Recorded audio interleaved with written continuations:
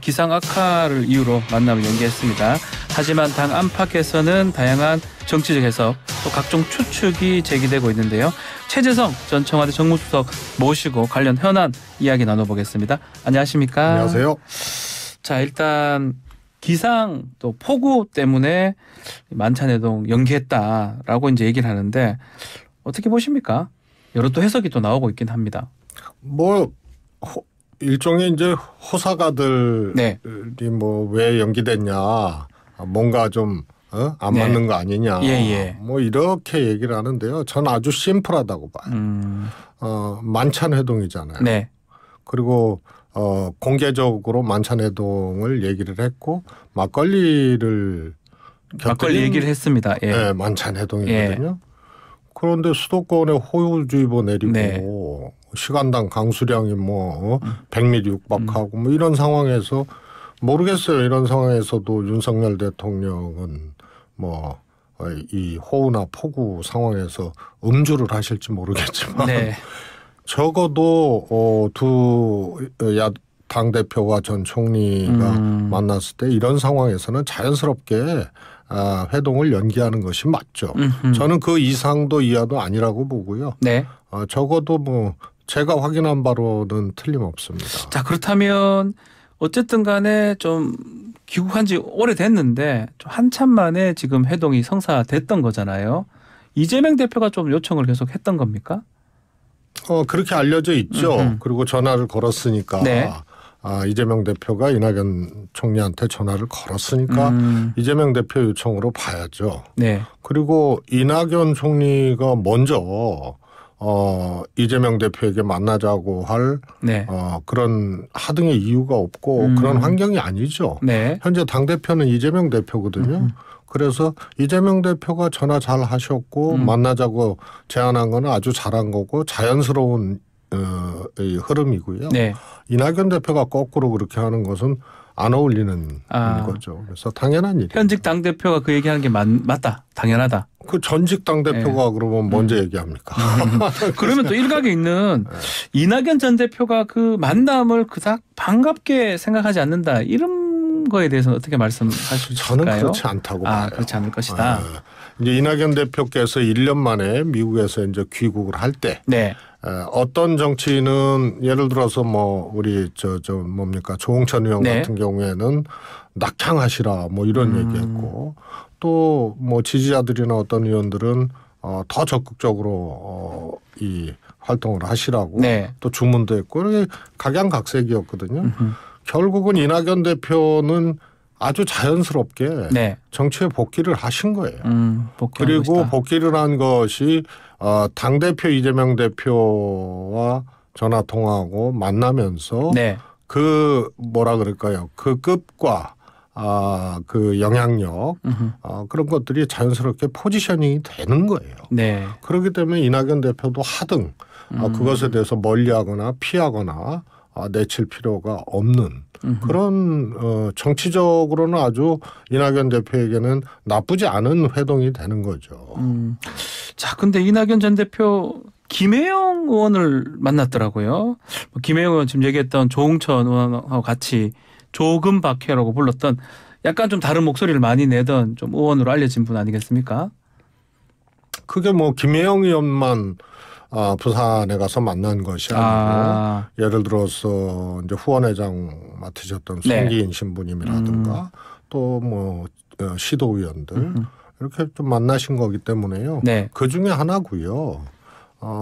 저는 다만 조금 해석을 조금 더 하자면 네, 해석이요. 김혜영 의원의 적어도 이재명 대표에 대한 직접적인 공격이나 네. 혹은 대표 그만두고 역사에서 사라지라고 얘기한 것은 저는 지나치다고 보는데 아무튼 쓴소리를 하고 어찌 보면 적어도 이제 당내 혁신 네. 이런 것에 대한 이미지가 있거든요. 네. 그래서 아마 이재명 대표, 이낙연 전 총리의 행보가 네. 적어도 민주당 문제에 관련돼서는 혁신에 대한 어떤 주문 이런 것을 또 예고하는 그런 이제 만남으로 김혜영 대표 만남의 의미를 좀 부여할 수 있지 않을까 싶습니다.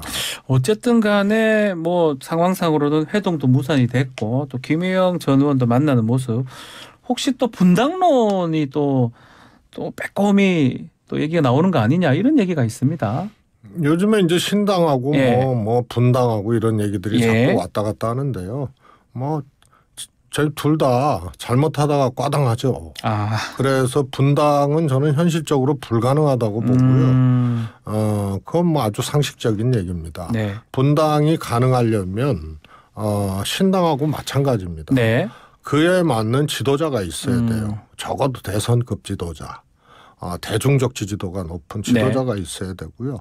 함께하는 또 인물군이 누구냐의 문제 이런 것들이 있어야 되고 계층이든 지역이든 혹은 이런 이제 지지 기반이 있어야 된다. 그렇습니다. 예전에 국민의당도 사실 안철수 대표, 김한기 대표 탈당하면서 네. 총선에서 호남을 석권을 했잖아요. 네. 그것도 뭐 예고된 일이었어요. 그래서 안철수라는 사람이 있었고 뭐 박지원 대표도 그때 탈당했었고 같이 갔었고 20명의 의원들이 같이 갔었고 호남에서 문재인 당시 대표에 대한 어떤 일종의 이제 회초리를 들었기 때문에 네.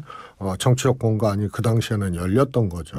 그래서 호남을 국민의당이 석권을 할 수가 있었던 건데요. 네. 지금 민주당 상황에서는 분당을 하기 위해서는 이 세 가지가 다 없어요. 하나도 없다는 거죠. 예, 그래서 분당은 현실 불가능한 일이고요. 네.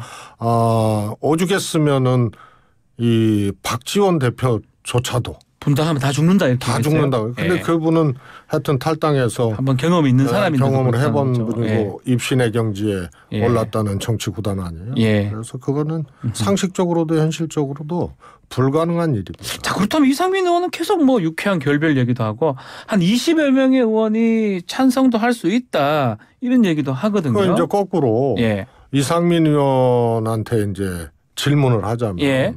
첫 번째 이상민 의원이 그런 대중적 지지도가 있고 그런 이제 분당이나 네. 탈당을 해서 새롭게 정치 세력을 만들 수 있는 대중적 지지도가 있느냐? 그럼 이상민 의원이 아니면 누구냐?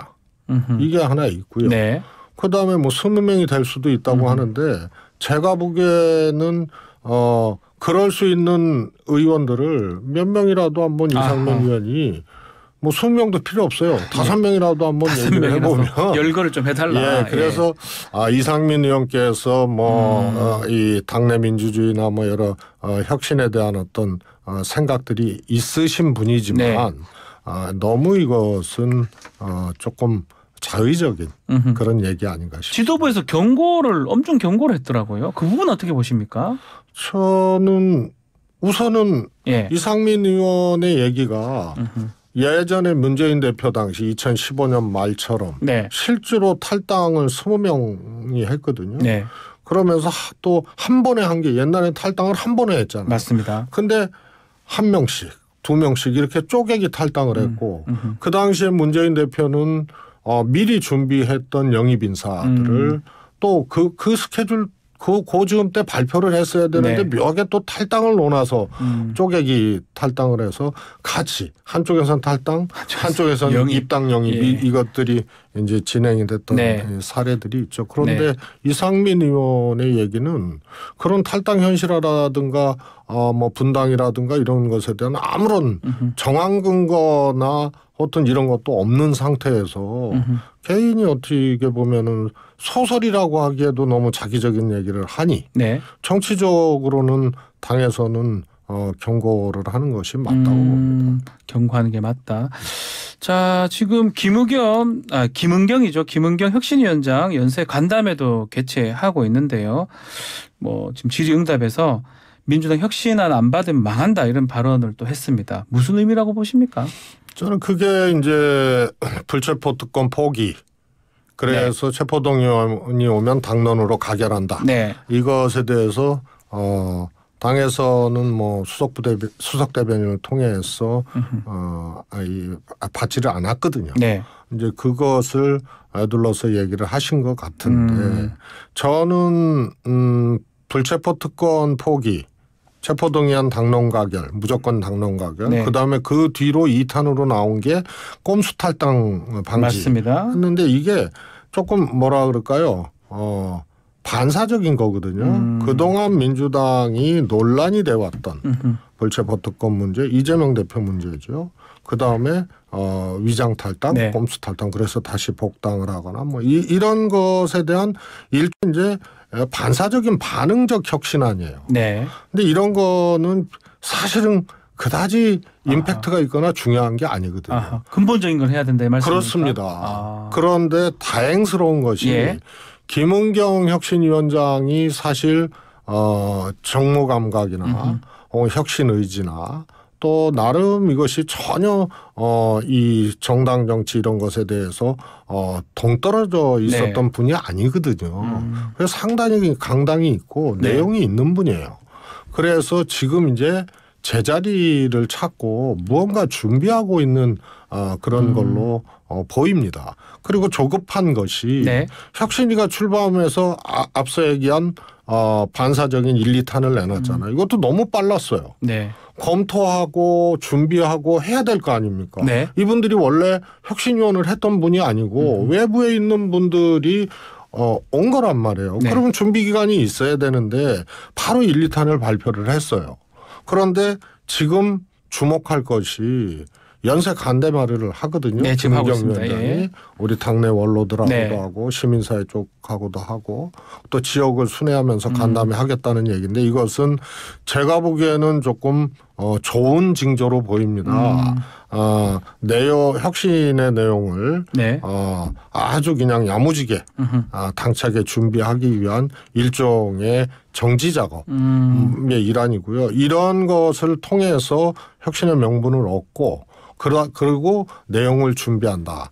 두 번째로 이렇게 시민사회나 이렇게 다녀봤더니 민주당 공천의 기준을 얘기하더라. 네. 거기 그때 자리했던 분이 뭐 함세웅 신부님 뭐 이런 분들이거든요. 이부영 전 네. 최고원. 그런데 그 내용을 5가지를 발표를 했는데요. 윤석열 정부하고 잘 싸우는 사람. 네. 그다음에 앞뒤가 다른 사람은 안 되고. 그다음에 다선보다는 젊은 남녀. 네. 이렇게 했어요. 그러니까 양성 이 일종의 이제 균형적 네. 공천도 얘기하면서 젊은 남녀 얘기하고 그다음에 현장성 있는 학자 전문가를 얘기를 하는 거죠. 네. 이렇게 얘기를 했는데 이거는 한마디로 얘기하면 혁신위가 지금의 공천 제도를 기득권에 편승한 제도 혹은 기득권에 유리한 제도로 보고 있다는 얘기고 공천제도 건들겠다는 얘기죠. 공천 개혁이 가능하다 이 말씀인가요? 공천제도를 건들겠다는 얘기예요. 그래서 공천 혁신을 네. 하겠다는 거고 그거는 내가 보기엔 매우 다행스럽고 당연한 얘기입니다. 아하. 총선 앞두고 혁신이 아니에요. 예. 대선 앞두고 혁신이 아니거든요. 그리고 총선 패배하고 혁신위가 아니랍니다. 네. 그래서 이거 총선 앞둔 혁신위의 본연의 임무, 책무를 적확하게 지금 파악을 하고 있고 이런 이제 여론 수렴이나 순회를 통해서 그 명분을 쌓고 제가 보기엔 아주 야무진 혁신안을 잘할 준비하는 과정으로 아. 비로소 해석될 수 있는 행보를 하고 있는 거죠. 알겠습니다. 자, 현안 질문 좀 드려보겠습니다. 지금 뭐 2가지가 지금 전국을 계속 흔들고 있는데 일단은 양평 고속도로 여야 공방이 아직까지 거세게 부딪히고 있는데 현재 상황 어떻게 보고 계십니까? 저는 뭐 하여튼 바이든 날림이 네. 이 윤석열 대통령 이 체제에서는 계속 되는 거예요. 어떤 의미입니까? 아니 해놓고 안 했다 그러고. 해놓고 안 했다고요? 네. 그리고 이거는 뭐 도둑이 도둑질 당한 사람들이 요청해서 이 도둑이 움직인 거다. 훔쳤다고 얘기하는 거 아니에요? 네. 그래서 이거는 저도 잘합니다. 저도 송파의 국회의원 할 때 이 문제를 직접 예.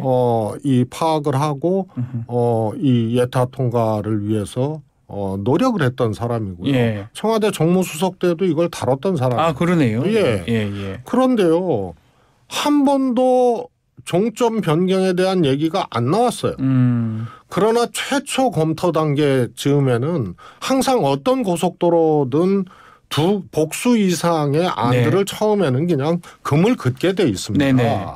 그래서 이거는 양서면 종점이라는 것에 대해서는 아무 문제 제기가 없었고요. 네. 한 번도 이견이 없었어요. 그거는 뭐 국토부도 그렇고 뭐 기재부도 그렇고 또 해당 지역도 그렇고 다만 그쪽 지역의 면민들 사이에서는 은민 면민 사이에서는 네. 이견이 있을 수 있어요. 그러나 이것은 지방도도 아니고 양평 지역의 교통해소, 양평 군민만을 위한 도로가 아니거든요. 그렇죠. 그래서 가장 효율적인 안으로 이견 없이 아주 긴 세월 진행해 왔던 것이 아무런 공개적인 절차나 이런 것 없이 그냥 뚝딱 해치웠단 말이에요. 네.